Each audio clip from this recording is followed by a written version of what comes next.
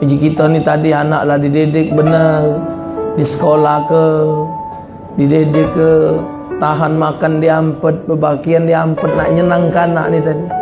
Lah besar, nah kau tak sama balasannya. Ada dididik anak mak biasa dalam nak kita orang tak mampu. Jadilah kau sekolah batas kelas 6 ni, macolah baca, bikin baca, jadilah. Wang ibu bela jualan, yo sudah bu, kalau ibu macam itu, yolah benar-benar no, jadi bos besar. Sekolah kelas 6 tadi, jadi bos besar. Yang kuliah segala S di Mek. Terakhir susah senang S-nya. SS. Susah senang, tak jadi apa-apa. Oi, kalau ngomong ini bu, pojok langit, segala rumus apa? Janganlah macam itu. Ada ibu-ibu ni anaknya yang berjong, biarpun umaknya sakit terkapal bersih ada. Ada biarpun umaknya sehat tapi tak diurusi ada. Maka kadang-kadang ibu tengok keadaan manusia ni, berfikir panjang. Ya Allah ya Tuhanku, aku ni terkena yang manalah. Ada orang tua sampai tua ibu nak hidupnya sebatang kara. Bini ada, bini berlari. Anak ada, anak tak ngurus nah, ngolor-ngolor sewet. Iya, bukannya ngatai bu, nimbang diri. Ada yang tua ni beragak. Macam sore anak ke Jambi, ada Habib Abdullah, umurnya 100 lebih, hampir 197. Rapi nan bu, wangi, bajunya rapi, badannya bersih, kejingoan. Anak tanya, gede masih tak? Oh sudah lama gede meninggal. Abah sama anaknya ya Allah rapinya. Diurusi oleh semantu tadi. Ada yang mantu jadi anak, dimandi ke dihidup. Ada mantu nyari surat rumah mertua. Ada ibu. Jadi kita ni nodok ke diri ni kaget. Jauh pikiran, ada yang ngawas model ini, ada main ini. Kita ni yang mana kenanya? Tak tahu. Ada yang hidupnya sederhana baik, tapi senangnya bukan main. Ada yang hidupnya harta berlebih-lebihan tapi murad marid. Jadi wallahualam. Tercocok di mana kita ni tak tahu hidup ni. Wallah alam bisawab. Cuma aneh juga ibu. Itulah tadi keramat orang tua tadi. Mak uji orang tua ni galak kelakar. Aku ni ustaz, anakku 4 ekor. Tiap hari nitip ke anak galau kan aku. Yang 2, yang 3. Mahap ngomong tu ustaz, tak ada ngenjuk duit. Tidak ngenjuk duit budak tu nak. Cuma nak berjajan cocong tu ada baik. Laman cocong 8 ekor nyerit galau 1,000, 8,000. 10 hari 80. Tak cukup sekali sehari. Es liwat nyai, ini liwat nyai.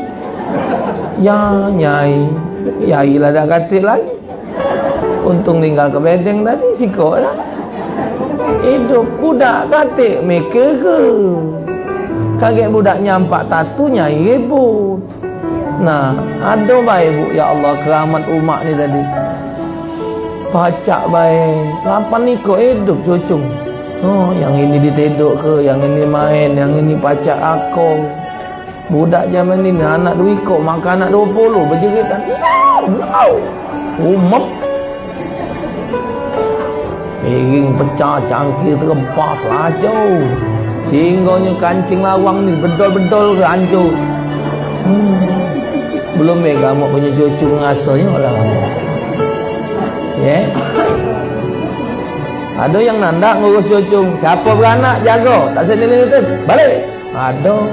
Itu nyai sangar nama.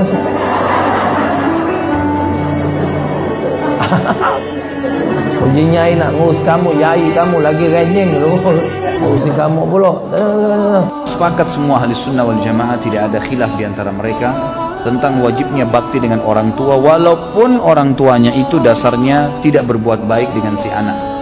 Karena tidak ada perbuatan buruk dibalas dengan perbuatan buruk, karena semua perbuatan buruk akan dibalas oleh Allah Subhanahu wa taala dengan ancaman, dengan hukuman. Seseorang datang kepada Hasan Basri rahimahullah lalu berkata, "Saya memiliki seorang ayah. Ayah saya sudah sangat tua, terbaring di ranjang, stroke, satu badan semua nggak bisa bergerak. Sampai akhirnya, buang air besar, buang air kecil di atas ranjangnya. Dan saya menampung dengan kedua telapak tangan saya kencingnya, buang air besarnya. Kemudian saya mencuci tangan saya tanpa merasa jijik sedikit pun.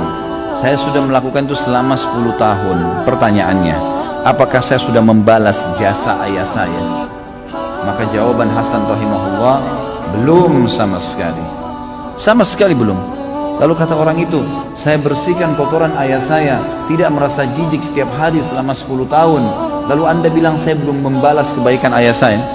Kata Hasan Basri, belum. Karena dulu waktu kamu masih kecil, kalau ayahmu membersihkan kotoranmu, dia berharap dan terus berdoa kepada Allah agar kamu menjadi tokoh masyarakat, menjadi orang yang sukses. Kalau kamu sekarang melakukannya, kamu hanya melakukannya karena merasa itu adalah sebuah perintah, dan akhirnya kamu berharap kapan dia meninggal dan berhenti tugasmu itu. Berbeda niat antara orang tua dengan anak. Orang tua memiliki rasa sayang yang luar biasa kepada anaknya, dan tidak bisa dibandingkan dengan sayang anak kepada orang tuanya. Orang tua kalau marah dengan anaknya, marahnya karena sayang. Tapi kalau anak marah dengan orang tua, bisa saja karena haknya atau karena keinginannya belum dipenuhi, bukan justru karena orang tuanya salah. Seperti itulah kurang lebih. Dan berapa banyak kasus-kasus orang yang menjadikan orang tuanya sebagai pintu surga. Ingat teman-teman sekalian, seorang ulama salaf pernah berkata waktu ayahnya meninggal, ibunya meninggal dunia, maka dia menangis. Seorang alim ulama lalu ditanya, "Kenapa Anda menangis?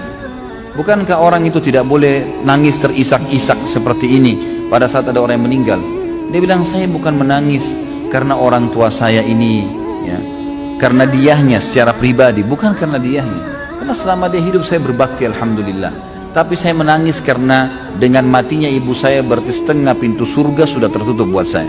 Tinggal ayah saya satu ini, dan ini saya harus jaga, dan ini setengah pintunya. Dan betapa ruginya orang yang sudah meninggal kedua orang tuanya sementara mereka tidak berbakti padanya."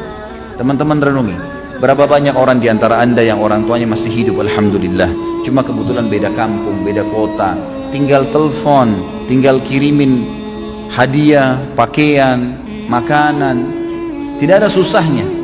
Tapi subhanallah kita tidak lakukan. Kita lakukan kepada teman-teman kita, malah kita lakukan kepada orang-orang yang kita senangi, yang mungkin tetangga, mungkin sahabat dekat, mungkin orang-orang ini hanya sekedar memberikan peluang-peluang kecil dari urusan dunia, dan kita lupakan kepada orang tua kita.